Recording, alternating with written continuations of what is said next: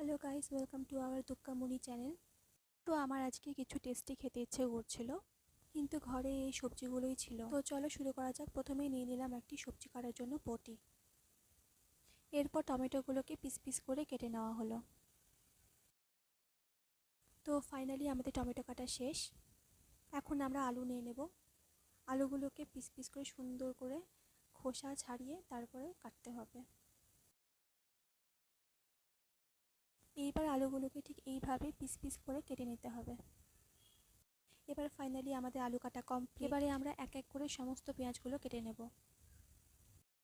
এবার আমাদের পেঁয়াজ কাটা এবারে সবশেষে একটি রসুন কাটার মধ্যে দিয়ে আমাদের সবজি কাটাটা কমপ্লিট করব। এইভাবে এক এক করে সব সবজিগুলো কেটে নিতে হবে।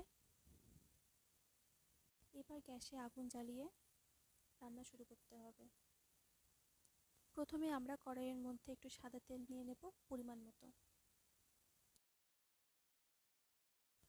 এরপরে তেলটা গরম হয়ে এলেই কড়াইয়ের মধ্যে এক এক করে সমস্ত টমেটোগুলো ছেড়ে দিতে হবে। এরপর টমেটোগুলোকে ভালো করে নাড়াচাড়া করে ভেজে নিতে হবে।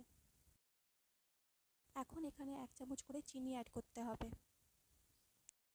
স্বাদ মতো 3 থেকে 4 চামচ মতো চিনি অ্যাড করতে হবে। এরপর ভালো করে নাড়াচাড়া করার পর দেখতে পাবেন যে সেখানে জেলির মতো একটা টেক্সচার তৈরি হয়ে গেছে। সো ফাইনালি আমাদের টমেটোর টেস্টি চাটনিটা কমপ্লিট। এরপর আবারও কড়াইয়ে একটু তেল দিয়ে তেলটাকে সুন্দর করে গরম করে নিতে হবে। এবার সেই গরম তেলে অল্প অল্প করে টমেটোগুলো ছেড়ে দিতে হবে। এবার এক এক করে সমস্ত পেঁয়াজগুলো আমি সেখানে দিয়ে দিলাম। এবার সেখানে একটু আদা গ্রেট করে দিতে হবে।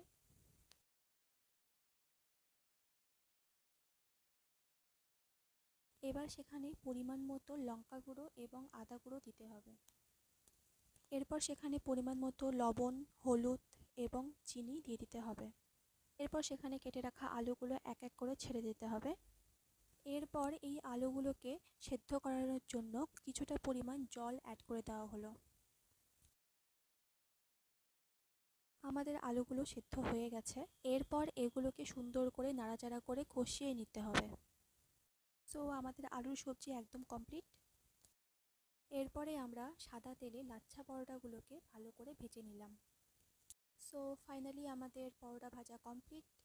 সো আমাদের সন্ধ্যের আজকের টেস্টি খাবার রেডি। সো তোমাদের কেমন লাগলো রেসিপিটা একটু প্লিজ লাইক করো, কমেন্ট করো এবং শেয়ার করো। বাই।